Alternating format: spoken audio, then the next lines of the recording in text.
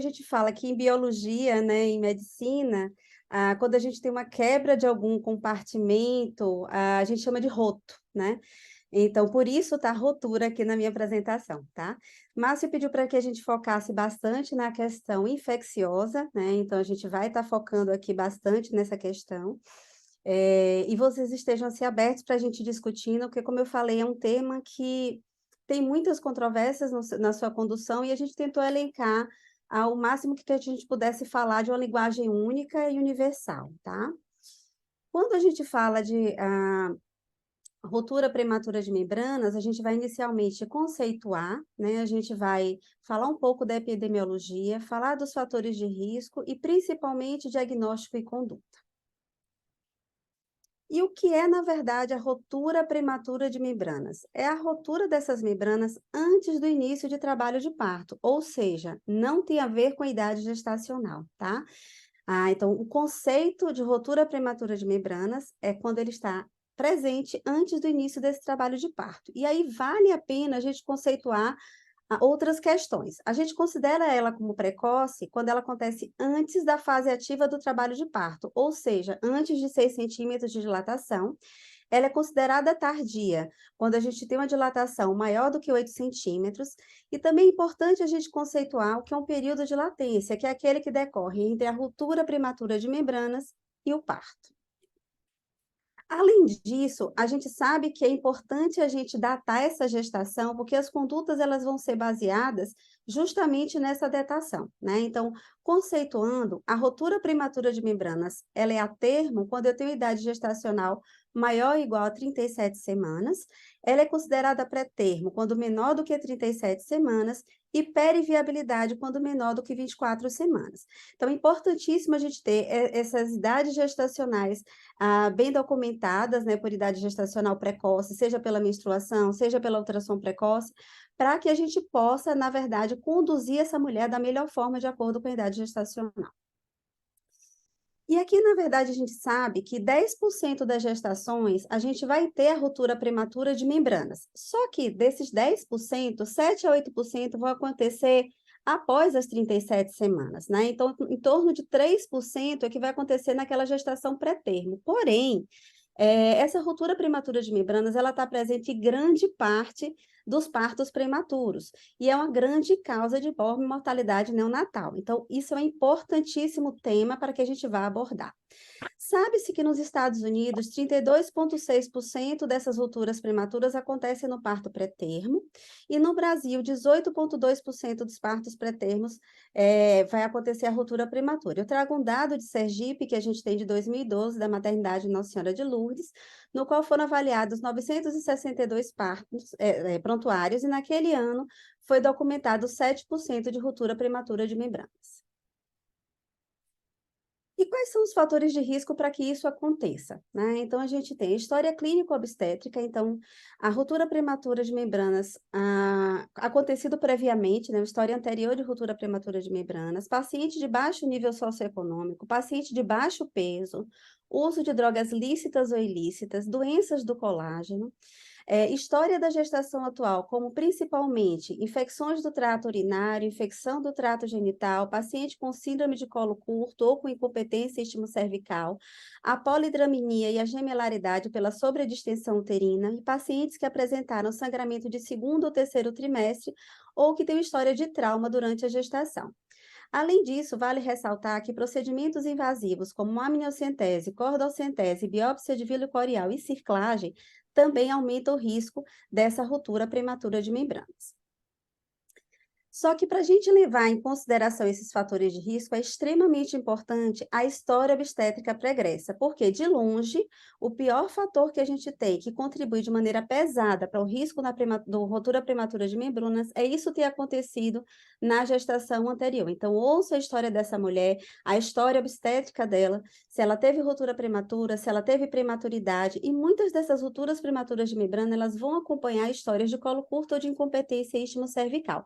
Inclusive, hoje, se tem uma necessidade dessas pacientes terem uma pré-natal mais pormenorizada, mais direcionada.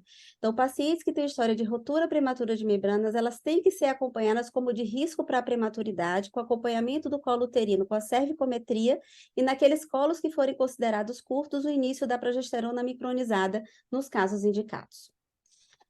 A gente sabe que o diagnóstico da ruptura prematura de membranas, ela é eminentemente clínica. Então, 90% desse diagnóstico vai acontecer a partir da anamnese e do exame físico dessa mulher, né? Então, a gente ouvindo essa história, a gente fazendo o exame físico, a gente vai conseguir diagnosticar 90%. E a história clínica qual é? É uma perda de líquido via vaginal, normalmente de uma quantidade moderada a acentuada, que ela tem um odor característico, ela não cheira a urina, nem cheira a vagina, ela tem um odor que se assemelha à água sanitária.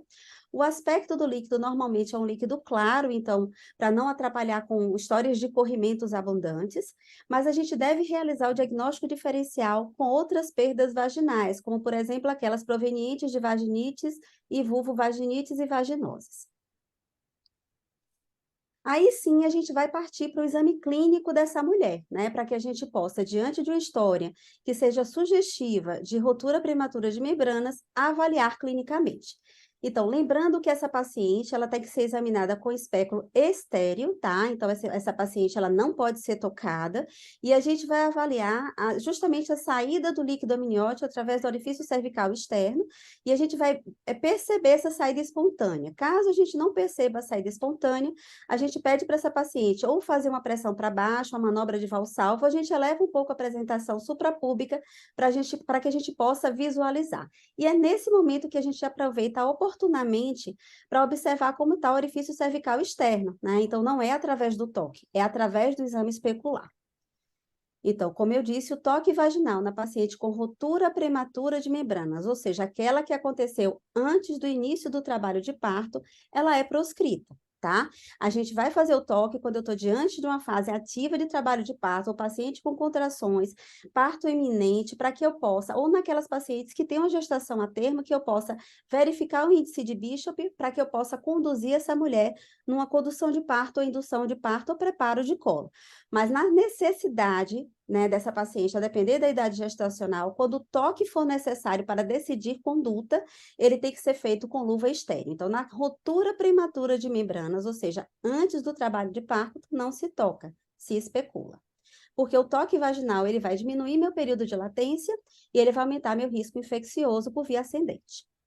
Não conseguimos diagnosticar com a história clínica e o exame físico. Aí a gente pede para a paciente, muitas vezes, dar uma passeada, né? Colocar um calço, um absorvente, dar uma caminhada e retorna para que a gente veja, visualize a saída desse líquido amniótico. Ou então até usar o teste do fenol para ver a modificação da cor desse líquido que está ali no penso da paciente. Ainda assim, eu não conseguindo, eu vou determinar o pH vaginal, né, através do teste de nitrazina, lembrando que o pH do líquido amniótico ele vai girar entre 7 e 7,3, e se a paciente tiver, por exemplo, uma vaginose bacteriana, a gente vai fazer um falso positivo, tá? Então, a gente tem que ter cuidado nesse diagnóstico.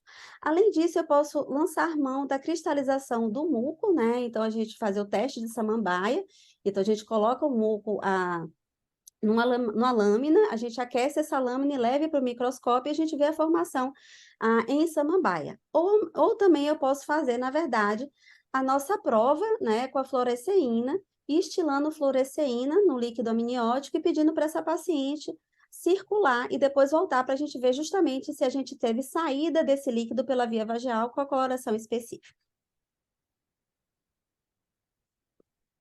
A gente sabe que a taxa de falso positivo e de falso negativo desses testes, ela costuma ser elevada. Então, portanto, hoje, desde 2013, na verdade, a Anvisa vem aprovado estudos imunocromográficos que podem detectar, né, a presença de líquido amniótico com a maior sensibilidade e a maior especificidade. Então, hoje a gente utiliza muito esses dois testes na prática clínica, na verdade, que são os mais sensíveis e os mais específicos, né? Que é o AmnioQuick e o AmnioSure Test, né? Sendo que eles têm, respectivamente, sensibilidade de 90% e 100% e uma especificidade que vai variar de 97 a 98,9. O que acontece? Eles são testes caros, que não viabiliza a gente estar aplicando ele de rotina, só naqueles casos específicos que a gente realmente não conseguiu dar o diagnóstico diferencial, e que, portanto, a gente não consegue deixar na nossa rotina SUS, né? Mas que prontamente dá para a gente, naqueles casos específicos, aqueles kits serem utilizados, por exemplo, na rede privada. E aí a gente pode lançar mão também da ultrassom obstétrica, né? Então, diante de uma paciente com história não bem documentada de bolsa rota, a ultrassom obstétrica ela pode nos auxiliar, mas ela não consegue fechar um diagnóstico, exceto se eu tiver uma ultrassom obstétrica que seja bem recente, para que eu possa fazer um estudo comparativo do volume de líquido amniótico que ela tinha recentemente. Porque eu posso estar diante de um oligoâmnio que não seja necessariamente por bolsa rota, ou a paciente que tinha um polidrâmino pode, de repente, estar com líquido amniótico em um volume normal e a gente não conseguir documentar que isso foi um amniorrex que levou um polidrâmino a um normodrâmino e não a oligoâmnio. Tá? Então, é importante a gente, quando solicitar a ultrassom obstétrica, a gente saber interpretar em que contexto a gente está, para que a gente não faça falsos diagnósticos também. E aqui começa realmente, verdadeiramente, a nossa aula, né? Então, diante do diagnóstico firmado, então eu sei que aquela paciente, ela tem uma bolsa rota, tá? Então, se eu tenho uma paciente Eu que também não tem, vi, não, ela entrando. tá tendo algum problema de áudio ou não? Conseguem me ouvir? Sim, conseguimos, doutora. Pronto, Acredito tranquilo, que tenha sido esquecido algum áudio aberto. tranquilo. Qualquer coisa sinaliza, Letícia. Então, quando a gente vai entrar, na verdade, na aula propriamente dita é agora, né? Porque eu tenho uma paciente, eu confirmei minha suspeita clínica de que eu tenho uma ruptura prematura de membranas. O que é que eu preciso fazer? Primeiro, eu preciso afastar sinais clínicos de corioamnionites, antes de qualquer coisa. Começo com a avaliação materna, identificando temperatura, então se essa paciente tem febre ou não, se eu tenho sinais de taquicardia materna, sinal de taquicardia fetal, se eu estou diante de contrações uterinas irregulares, aquele útero chamado de útero irritável, ele não consegue coordenar essas contrações pela questão da infecção intramniótica, se eu tenho uma dor à mobilização uterina, ou se eu visualizo a saída de secreção purulenta, ou que tem um odor diferente através do orifício externo. Então, é importante a gente, depois que fez o diagnóstico, a gente avaliar clinicamente sobre os sinais de infecção para afastar a corioamnioniite. Uma vez a gente tendo sinais que não permitam clinicamente a gente detectar, a gente vai para sinais, na verdade, laboratoriais e rastreios maternos de infecção. Então, a paciente prontamente com bolsa rota precisa fazer especificamente um hemograma para avaliação dos leucócitos, um PCR, porque a gente vai ter uma avaliação, digamos, rotineira e sequencial desse PCR, sabendo que a gente vai considerar como sinais de corioamnionites quando a gente dobra esse PCR. Coloco aqui o VHS, não sendo tanto da nossa rotina, mas que auxilia no nosso diagnóstico. Como a gente sabe que ITU é uma das principais causas de ruptura prematura de membranas, entra aqui na nossa rotina de internamento o sumário de urina e urocultura, a pesquisa de streptococcus do grupo B em secreção vaginal e anal, a pesquisa de ST em endosservice e o rastreio de vaginose bacteriana e tricomonas vaginais. Eu trouxe isso aqui como controverso por quê?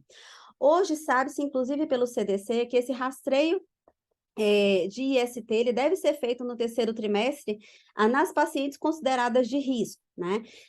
Se a gente for colocar a nossa população brasileira, todas elas são de risco e mereceriam fazer uma pesquisa de IST em endosservice, tá? Mas a paciente que ela já tem documentado a bolsa rota, ela também precisa ser avaliada.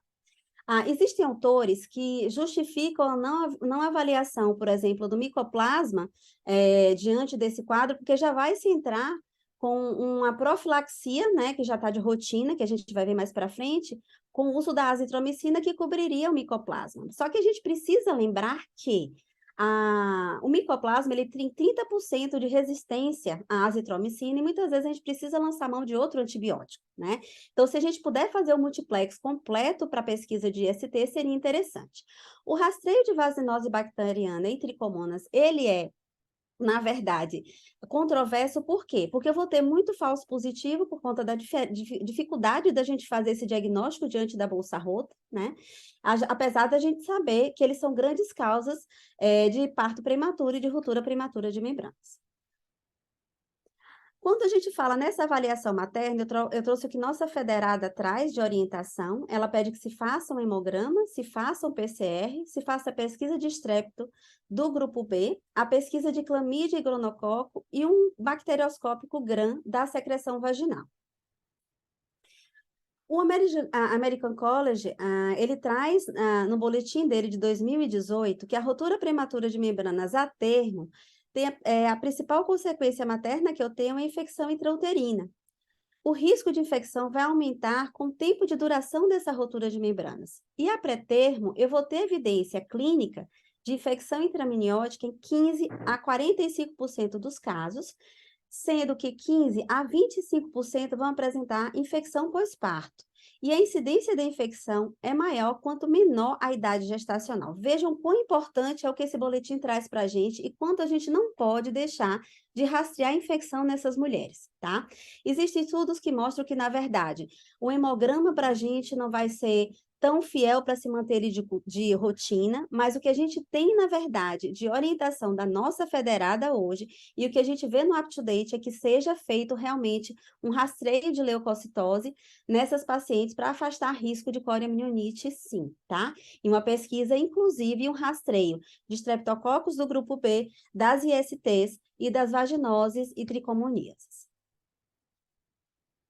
Quando a gente opta pela conduta expectante na ruptura prematura de membranas, a American College recomenda que se colha a cultura para estrépito do grupo B. E aqui do lado eu trago como essa cultura deve ser colhida, né? É um Schwab, que ele é colhido na região vulvovaginal e na região do introito vaginal, tá? E o mesmo Schwab, ele é introduzido na região perianal e é colocado para se fazer essa avaliação, tá? Então, toda paciente que ela é admitida, eu vou estar repetindo várias vezes aqui, toda paciente que é admitida numa maternidade, que eu já categorizei, já sei que é uma bolsa rota, a gente precisa fazer o rastreio infeccioso materno e fetal, primeiro o materno clínico, depois o materno laboratorial, e depois a gente identificar condições que possam potencialmente estar colonizando a vagina da mulher, que possam levar a um risco de sepse neonatal. E aí eu passo a avaliação, na verdade, do risco materno que eu tenho infeccioso, pensando no binômio também, né? Então, eu tenho que pensar que lá eu tenho mãe e tenho feto. Então, eu tenho que fazer um rastreio de vitalidade dessa mulher, buscando sinais clínicos fetais de que eu tenho um risco infeccioso. Então, toda paciente admitida na maternidade, a partir da 28ª semana, deve ser orientada a fazer a contagem da movimentação fetal, que é chamado mobilograma, né? Cada unidade, existem vários modelos, cada unidade pode adaptar o seu. Aqui eu trouxe o modelo que a gente criou do protocolo de vitalidade fetal do H1 em 2020, para que a gente possa, na verdade, orientar essa mulher a fazer essa contagem diária de movimento. Então, um parâmetro que eu tenho durante as 24 horas, né, para que a gente possa, pós-refeição, ver como é que está a variação dessa movimentação fetal, se houve alguma alteração do padrão habitual daquela mulher e que não tem custo, né, e que vai ajudar a gente no nosso dia a dia. Associado a isso, toda mulher que é internada com ruptura prematura de membranas, eu preciso avaliar a vitalidade fetal, procurando risco infeccioso e risco de comprometimento de vitalidade através da cardiotocografia basal. Então, internei, para avaliar feto, eu preciso ter a mobilograma a partir de 28 semanas, cardiotocografia basal diária a partir de 28 semanas nessa paciente internada. E aí eu vou categorizar se ela é categoria 1, 2 e 3, para eu definir a minha conduta de manutenção da gestação ou de resolução da gestação. Lembrando que ataque cardíaco fetal, a gente vai ter que vigiar não só durante nossa ausculta diária, mas também nesse controle de vitalidade, avaliando com a cardiotoco diária. Além disso, eu preciso avaliar através de parâmetros biofísicos, né? Lembrando a vocês que a infecção, a coriamnionites, ela costuma cursar com pior prognóstico quanto menor o volume de líquido amniótico eu tiver, tá? Então, a repercussão fetal é muito pior, tanto para sepse neonatal, quanto para risco da gente ter compressão de cordão, né? Além de eu ter movimento respiratório fetal. Quando ele está abolido, quando ele está ausente, é um sinal indireto também de coriamnioniite. Então, o perfil biofísico fetal, que inclui tônus, movimento respiratório, movimento fetal, a reatividade que a gente vai ver na cardiotocografia, o volume de líquido amniótico, ele deve ser recomendável ser feito nas pacientes internadas com ruptura prematura de membrana na vigilância infecciosa, tá? Aqui eu trouxe o que a gente colocou como de rotina no protocolo do HU de ruptura prematura, que seria a cada 3 dias, mas isso é controverso na literatura, e existe, inclusive, pela própria Febrasgo, uma recomendação disso ser feito de forma diária, tá? E aí eu vou fazer ultrassom obstétrica. Faço ela no internamento, porque eu vou avaliar crescimento, volume de líquido, vou avaliar placentação, eu vou ver todo o desenvolvimento, mas que eu não devo estar avaliando essa ultrassonografia obstétrica no intervalo que seja menor do que 2, 3 semanas, porque eu não tenho valor para construir uma curva de crescimento. Então, o que eu preciso fazer com frequência é avaliar mobilograma, cardiotocografia, perfil biofísico, e não ultrassom obstétrica. Então, a ultrassom obstétrica, ela vai no internamento e depois a cada 2 ou 3 semanas. E lembrando a vocês que o Doppler ele não é útil na ruptura prematura de membranas, porque eu estou falando de um risco infeccioso, tá?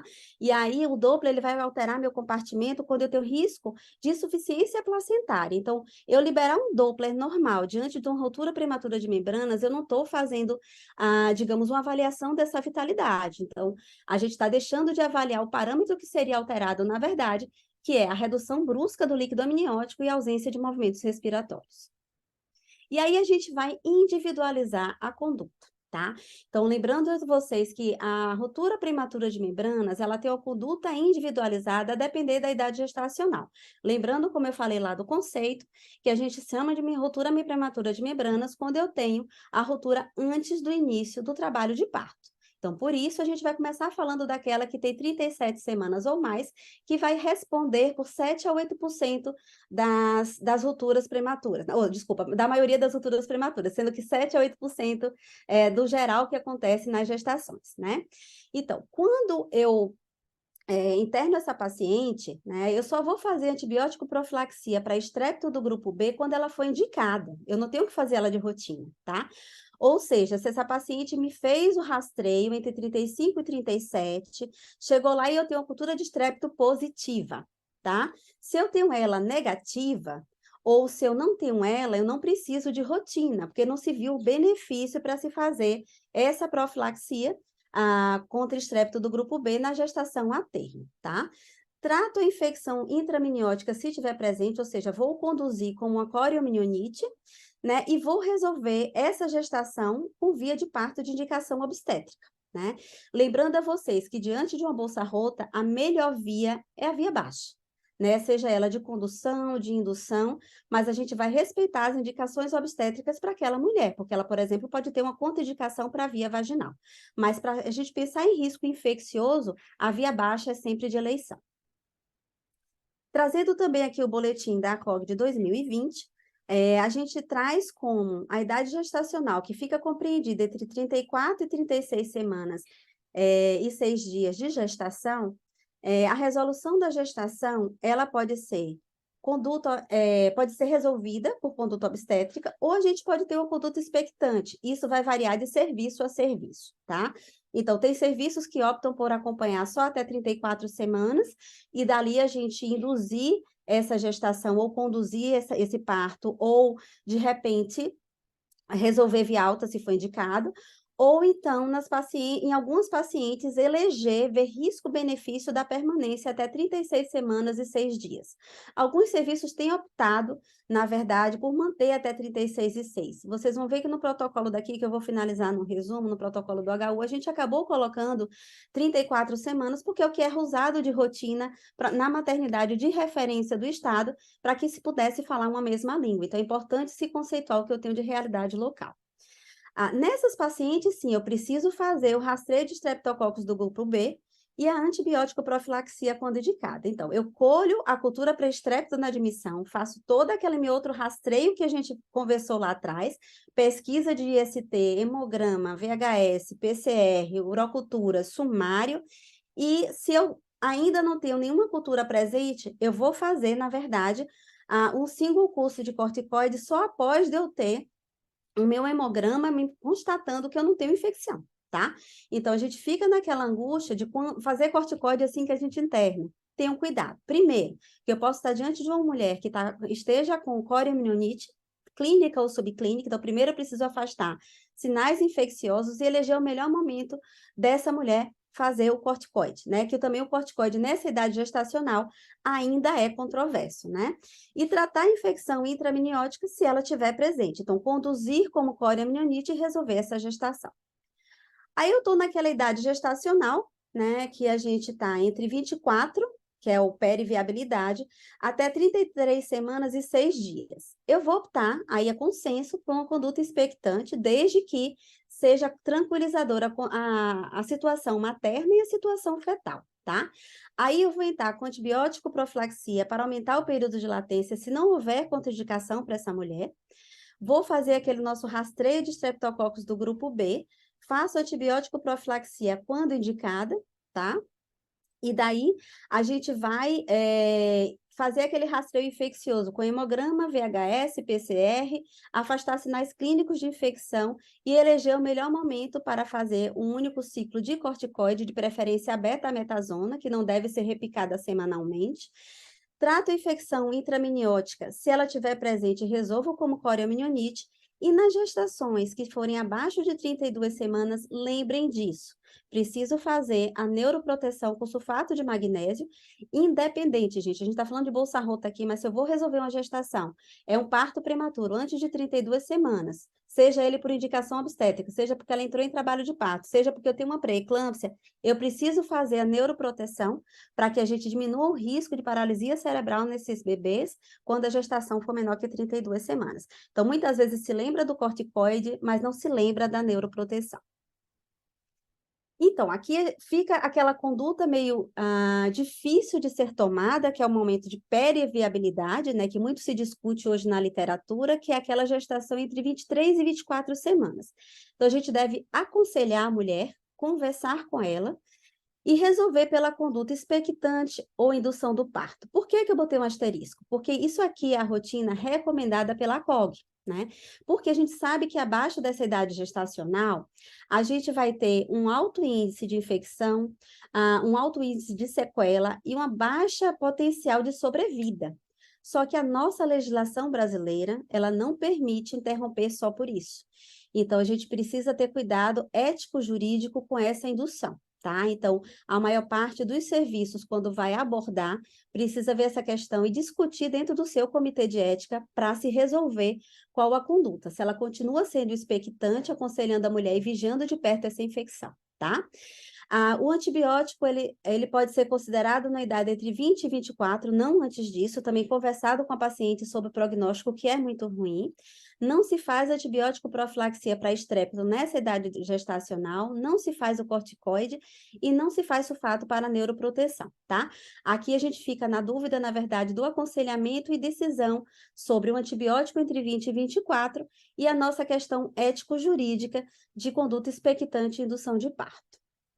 E aí eu falei de antibiótico, então agora a gente vai falar, a gente está falando de risco infeccioso, de rastreio e de antibiótico. Então, fiz meu rastreio, antes de começar qualquer antibiótico, eu tenho que fazer cultura para estrépito, multiplex para IST, rastreio com hemograma, PCR, VHS, urina 1, urina 2, e começar meu antibiótico para aumentar o período de latência naquelas pacientes que não têm corioamnioniite. Antibiótico de primeira escolha, azitromicina, 1 grama, via oral dose única, e ampicilina, 2 gramas, endovenoso a cada 6 horas nas primeiras 48 horas, seguido de amoxicilina, 500 miligramas, via oral, de 8 em 8 horas, nos dias subsequentes, tá? Agora, vocês vão ver que eu vou mostrar um estudo mais para frente, que essa questão da amoxicilina com clavulato, ela tem se associado com maior risco, inclusive de enterocolite necrotizante. Então, talvez essas histórias que a gente use hoje, talvez mudem um pouquinho para frente, tá? Por conta do prognóstico. A gente faz pensando em diminuir o risco que a gente tem, né, e para aumentar o período de latência, mas a gente tem que ver os estudos a longo prazo, o que a gente está deixando de sequela e de obituário desses neonatos. Se essa paciente eu não tenho disponível aqueles antibióticos, aí eu vou trazer outro esquema que pode ser de segunda escolha, que é a ampicilina, ceftriaxona e a claritromicina, tá? Não vou detalhar a dose, porque a nossa de escolha lá é bom que vocês fiquem sem aquela, porque é aquela que é o padrão mais utilizado e que é adotado também pela literatura brasileira e mundial ainda. Se essa paciente ela tem alergia à penicilina, ou se ela tem alergia a beta-lactâmico, ou se ela tem alergia associada à resistência à clindamicina, eu vou ter que individualizar. Então, eu trouxe aqui as doses que a gente tem para cada alergia, né? Isso aqui também está disponível no nosso protocolo, se alguém quiser fazer print de tela, vai estar aí disponível também, no nosso protocolo do HU, porque se a gente estiver diante de uma paciente que eu não posso usar nosso esquema clássico de azitromicina, ampicilina e a amoxicilina completando o esquema via oral, eu vou ter que lançar a mão desses outros esquemas profiláticos, digamos, para aumentar o período de latência. Aí eu entro com antibiótico profilaxia para estrépito do grupo B, nos casos em que eu tenho já cultura positiva ou naquelas que eu colhi a cultura no internamento, mas ainda não tenho o meu resultado. Então, eu vou entrar com antibiótico profilaxia, que ela deve ser feita utilizando-se a penicilina cristalina, 5 milhões de unidades, EV em dose única, mantendo nessa paciente 2 milhões e 500 de 4 em 4 horas até o parto, durante a fase ativa do trabalho de parto, tá? Então, se essa paciente entrou em trabalho de parto, essa é a minha antibiótico profilaxia para estrépito do grupo B. Aí eu tenho a segunda escolha, que seria a ampicilina 2 seguido de 1 grama de 4 em 4, e a terceira escolha, que seria a cefazolina 2 gramas seguida de 1 grama EV de 8 em 8. Se essa paciente ela é alérgica, né, e tem um antibiograma que já chegou para a gente, mostra sensibilidade, eu vou entrar com clindamicina 900 miligramas, e se essa paciente tiver uma resistência à clinda, ou se o antibiograma for desconhecido, eu vou entrar com vancomicina. Lembrando a vocês que a gente tenta não aumentar tanto esse espectro de ação, para que a gente aumente a resistência bacteriana cada vez mais, tá? Então, isso é só se a gente estiver guiado por antibiograma. E aqui eu trago aquilo que eu falei agora para vocês, né? Esse estudo aqui, que na verdade é um braço do EpiPage 2, dessa coorte realizada na França em 2011, e que foi publicada agora em janeiro de 2022, o ano passado, no qual incluiu um N de 492, né? Sendo que desses 492, 54 tiveram óbito perinatal ou neonatal, totalizando no final do segmento em 2 anos, 438 infantes, né, crianças. Nessas gestações, foi feita análise secundária desse EpiPage e foram incluídos pacientes que tivessem ruptura prematura de membranas entre 24 e 31 semanas e que tiveram parto entre 24 e 34 semanas. E aí fizeram o uso dos antibióticos para aumentar esse período de latência, utilizando amoxicilina versus cefalosporina de terceira versus macrolide versus combinações, tá? Foram incluídas nesse estudo 85 maternidades na França. E o que é que foi observado ao final desse estudo, né? O restante que a gente tinha de período de duração período de latência em 48 horas, em 7 dias, do risco de infecção intrauterina, do estado de vitalidade fetal, da morbidade neonatal imediata, de retinopatia de prematuridade, de perda fetal, de déficit do neurosensório, não houve diferença estatística. Houve sim, na verdade, na redução, né, da morbidade neonatal severa naquele grupo que utilizou a cefalosporina de terceira geração ao invés da amoxicilina, tá? E sendo que a gente sabe que a amoxicilina tem sido associada ao aumento de risco de enterocolite necrotizante. Por isso que eu digo, hoje o que a gente tem talvez mude um pouco de rotina, um pouco mais para frente, como sendo a primeira opção, tá? Por conta desse resultado. E eu sempre peço a vocês para verem quanto isso é importante, gente. Por quê? Um prematuro, quanto mais precoce a gente tiver essa ruptura prematura de membranas, maiores as sequelas. Então, a gente não tem que pensar como obstétrica simplesmente em resolver aquela gravidez, porque o risco ele não é tanto materno, mas é mais fetal, né? Então, a gente tem muito mais do que um risco de corioamnionites para aquela mulher, ou um risco que eu possa ter de infecção puerperal, né? De endometrite ou endomiometrite, ela é muito menor do que as sequelas neonatais que a gente vai ter relacionados a córeo e a prematuridade, se a gente não rastrear a infecção e não fizer a conduta ativa ou expectante quando indicado. E aí a gente fez isso tudo. tá? Mas aí eu me vejo diante de sinais clínicos de coriomielite. Epa, toda essa conduta expectante, ela vai ser bloqueada, eu não posso expectar mais. Eu posso ter sinais, né, que são clínicos, laboratoriais ou ultrassonográficos dessa coriomielite que precisam ser observados diariamente para que a gente não deixe passar uma coriomielite não diagnosticada e a gente aumente o risco de sepse materna e neonatal.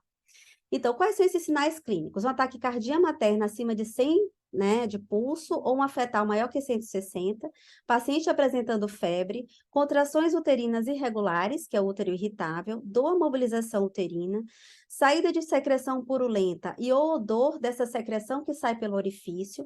E aqui eu trago como critérios clínicos o que a gente botou no protocolo e que também é corroborado na Febrasgo e que a gente também tem no UpToDate, mas que não é o que tem sido trazido, por exemplo, no Ministério da Saúde, que leva em consideração, por exemplo, febre e mais 2 critérios, febre mais um critério. Porque a febre, às vezes, é um sinal tardio e a gente deixa de dar diagnósticos subclínicos que a gente poderia dar através de sinais laboratoriais, tá? Os sinais laboratoriais seriam ou um aumento de 20% no meu leucograma inicial se eu tiver ele basal. Então, lembrando a vocês que quando internar, antes de fazer o corticoide, eu preciso fazer esses leucócitos, né? Avaliar esses leucócitos. Primeiro, porque se eu faço o corticoide, eu estou diante de coriomielite, eu vou piorar o prognóstico materno-fetal. E também sabendo que eu passo a ter leucocitose por 48 horas até 7 dias, como resposta ainda do uso desse corticoide. Ou se observar que no sinal laboratorial houve um aumento de PCR em 20%, tá? Eu não tenho critério para VHS, eu digo que o VHS é um apêndice para nos ajudar. De sinais ultrassonográficos, se eu evidencio no perfil biofísico uma ausência de movimento respiratório na nossa avaliação, tá? Ou se eu tenho uma diminuição abrupta do volume de líquido amniótico. Então, esses são os 2 sinais de que eu posso estar diante de coriomielite. Por isso, eu sempre advogo, ao invés de a gente fazer só a cardiotoque e avaliar o ILA, vamos fazer cardiotoque com perfil biofísico, porque eu vou avaliar não só a redução abrupta desse líquido, como um sinal importante de coriomielite, que é a ausência de movimento respiratório. E aí, se eu identifiquei a coriomielite, eu preciso entrar com antibiótico imediatamente, né? Antibiótico de escolha, clínica congênita, tá?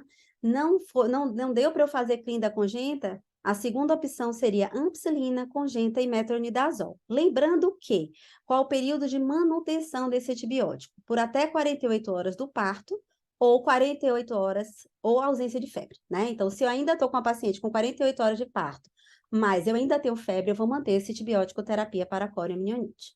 Lembrando a vocês que a gente fica com medo, mas o antibiótico oral não precisa ser prescrito. Na verdade, ele tem que ser feito o antibiótico venoso e ele vai ser interrompido assim que eu tiver os sinais de febre ausentes. E diante da coriomielite, eu tenho que eleger a interrupção da gestação, tá? Preferencialmente, se a paciente tiver indicação, indução ou condução do parto. E aqui do lado eu trouxe, na verdade, né, uma multípara e uma primigesta com seu sinal de esvaecimento e amadurecimento do colo, que a gente vai precisar, aí sim, se eu opto pela interrupção da gestação, eu vou precisar tocar essa mulher para definir qual é o meu índice de Bishop. Se esse índice de Bishop é maior ou igual a 6, eu tenho um colo que está maduro, eu posso, nas pacientes que não tiver contraindicação, entrar com a ocitocina, manter o meu antibiótico, e vou conduzindo, né? Se essa paciente tem um índice de Bishop que seja menor do que 6, eu estou diante de um colo imaturo e que a gente vai eleger colostraglandina, misoprostol para essa paciente, a depender da idade gestacional, a dose indicada, sendo que a gente opta por não usar Krause, né? Não usar sonda nessas mulheres para aumentar risco infeccioso, tá? Então, eu trouxe aqui, na verdade, um resuminho que o UpToDate traz, né, que foi da agora de 2023, dos potenciais complicações que a ruptura prematura de membrana pode levar com consequências materno-fetais. Vejam que uma infecção intrauterina, eu tenho um risco potencial de sepse neonatal, desenvolvimento a longo prazo neuropsicomotor alterado e paralisia cerebral. Para a mulher, eu tenho um maior risco de coriomielite, de endometrite pós-parto e de sepse. Se eu tenho uma bolsa rota e eu tenho uma compressão de cordão por um oligoâmnio acentuado, eu vou ter um risco de asfixia fetal, né, e até risco de óbito, né? E aí, isso vai levar ao quê? Um potencial consequência para a mulher do risco de uma cesárea. Se a gente está diante de um oligoâmnio, né, então eu vou ter deformidades ósseas que vão se estabelecer devido ao oligoâmnio, que vai ser especialmente quanto mais precoce ele for, né, especialmente naquele periviabilidade, levando a síndrome de Potter, que é aquelas fáceis sem expressão, tortuosidade de membros, e que também vai fazer hipoplasia pulmonar pela ausência de possibilidade desse líquido estar amadurecendo nesse pulmão. Mas eu não tenho sequela para a mãe. Eu tenho a má apresentação, né, nessa bolsa rota que pode acontecer, e que aí a gente vai ter potencialmente uma maior indicação de cesariana, assim como o prolapso de cordão vai estar aumentado o risco, levando o risco de asepsia e de óbito neonatal, aumentando o risco da cesariana. O descolamento prematuro de placenta vai estar aumentado na ruptura prematura de membranas, com risco também de asfixia e óbito, levando ao aumento do risco da gente ter cesarianas e o risco de coagulopatia, quanto mais tempo a gente tiver de infiltração desse miométrio com os produtos de degradação. E o parto prematuro, que vai aumentar, na verdade, enormemente, que é o que eu falo aqui da sequela neonatal, que a gente tem a curto e a longo prazo, seja ela imediata, que é pelas questões respiratórias adaptativas, hemorragia intracraniana e periventricular, enterocolite necrotizante, retinopatia da prematuridade, um ducto arterioso patente, a instabilidade térmica, distúrbios hidroeletrolíticos, déficit de desenvolvimento neuropsicomotor a longo prazo. Então, é importante que a gente fique atento que a sequela é muito maior para o neonato e que a gente vigie o risco infeccioso e o risco de prematuridade e coloque isso numa balança. Portanto, eu trago aqui, na verdade, um compilado do que a gente falou aqui, um resumo, né, que foi a fonte é o protocolo de lá do HU de 2020, que diante de uma suspeita de ruptura prematura de membranas, a paciente chegou com a história de que possa ter uma perda de líquido. Através da história clínica, eu vou suspeitar de que seja uma ruptura prematura se ela é espontânea e repentina, tem um odor característico ou não tem odor algum, não tem odor de vaginose, nem tampouco tem odor de urina. Se essa quantidade ela é moderada e costuma molhar o chão, né? Em seguida, eu vou para o exame físico, que é a inspeção especular, com espéculo estéril e não toque, e vou proceder, se necessário, à avaliação por exames complementares, né? Seja ela através da cristalização do muco, determinação do pH, teste do fenol, os testes que eu falei, como, por exemplo, a miniosure teste, e a avaliação ultrassonográfica do líquido amniótico, lembrando, se eu não tiver uma ultrassom precoce, muito próxima dessa que eu estou fazendo, às vezes vai atrapalhar a nossa avaliação para a bolsa rota. E aí eu consigo fechar o meu diagnóstico. Fechando o diagnóstico, aí sim eu vou internar essa mulher. E eu posso deixar essa paciente em casa? A maior parte da literatura mundial recomenda que seja vigilância internada, tá? Então, o ideal é que diante de uma ruptura prematura de membrana, se eu estou diante da viabilidade fetal ou diante da inviabilidade, primeiro eu interne para afastar risco infeccioso. Então, interno e faço a avaliação materna, aquilo que a gente conversou. A avaliação clínica através de frequência, temperatura, sinais de fisiometria, a característica do líquido que está sendo exteriorizado. Vou fazer uma avaliação sequencial de hemograma VHS-PCR para eu construir uma curva, lembrando que tem que ter cuidado com corticoterapia. Vou avaliar sumário de urina, urocultura e a pesquisa de secreção vaginal, que aqui vai ser para estrépito, secreção vaginal para estrépito, né, do grupo B e anal, associado à avaliação do multiplex para IST, e a pesquisa através de GRAM por uns autores, ou através de a pesquisa de tricomonas e vaginose por outros autores também. Lembrando que, a partir de 28 semanas de gestação, a gente vai fazer mobilograma diário, a gente vai estar avaliando essa ausculta fetal a partir de 24 semanas, faço a cardiotocografia diária a partir de 28, e a avaliação de vitalidade também é complementada a partir de 28 semanas com perfil biofísico. E a ultrassonografia obstétrica, ela deve ser feita a cada 2, 3 semanas para essa avaliação. Avaliei o feto, avaliei a mãe, vejo que não tem nenhum sinal clínico de corioamnionites, eu vou estar diante de uma conduta baseada na idade gestacional, de conduta expectante. Se eu avaliei e vejo que tem infecção materno-fetal, ou que eu tenho uma condição fetal que não é tranquilizadora, eu vou optar por interrupção, pelo parto, né? Então, a gente vai pela via obstétrica. E aí eu dividi aqui, na verdade, em idade gestacional. Então, se eu tenho aquela idade gestacional da periviabilidade menor do que 23, 24 semanas, vou orientar essa família sobre o prognóstico, faço um apoio psicológico, faço uma avaliação materna contínua e faço a possibilidade de um acompanhamento ambulatorial depois que eu afastei a infecção, podendo reinternar ela a partir da viabilidade, desde que eu consiga ter essa paciente próxima ao nosso serviço e que ela esteja linkada ao nosso serviço, a um serviço de alto risco para vigilância de infecção. Se eu não tenho isso, a paciente ela fica mesmo no período da periviabilidade internada pelo risco materno de sepse, né? Se eu tenho uma paciente entre 24 e 34 semanas, também, a depender da idade gestacional, é interessante ter um apoio psicológico, né? Porque a gente tem essa variação grande de idade gestacional. Vou iniciar a corticoterapia após afastar o risco infeccioso, o antibiótico para prolongar meu período de latência, né? Aquele que a gente falou que é a primeira opção, que seria a azitromicina, ampicilina, seguida de amoxicilina, que talvez mude por aí. Fazer a profilaxia para estrépito do grupo B quando for indicado, seja se ela tiver uma cultura prévia que já chegou e eu tenho estrépito positivo, e ela entrou em trabalho de parto, ou se ela entrou em trabalho de parto e eu não tenho nenhuma cultura presente, disponível. Se ela tem entre 34 e 36 semanas, vou discutir com a equipe de obstetras, vou discutir com o que é o potencial do meu berçário, vou discutir com o neonatologista e ver se eu vou expectar até 36. E a gente não precisa fazer estrépito do grupo B de rotina, exceto se ela tiver alguma cultura que já veio positivo, tá? Mas se não, eu não preciso fazer ela de rotina como a gente faz nas outras pacientes.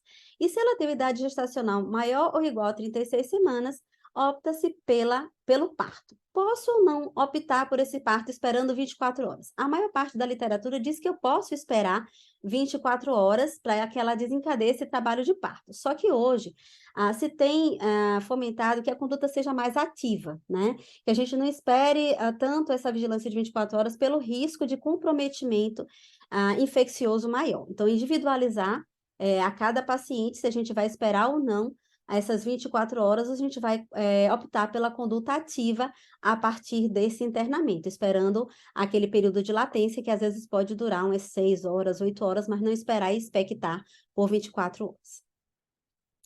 E aí, diante da ruptura prematura de membranas, o que é importante? A gente ter um diagnóstico preciso. Então, sei que é ruptura prematura de membranas. Sei o diagnóstico, vou fazer o rastreio infeccioso. Fiz o rastreio infeccioso, vou ditar minha conduta baseada na idade gestacional e nas condições clínicas materno-fetais, tá? Então, essa é a minha sequência de condução. E aqui eu digo para vocês que fatores de proteção são variáveis que modificam, melhoram ou alternam as respostas pessoais a determinadas adversidades, né? Neutralizando os efeitos provocados a uma condição de risco, tá?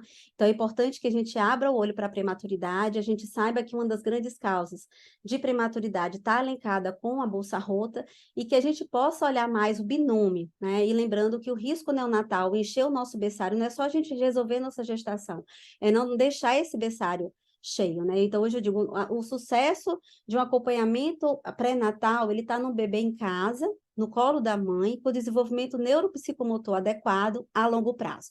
Então, que a gente comece a ter essa visão cada vez mais ampla, prevenindo risco infeccioso e prematuridade.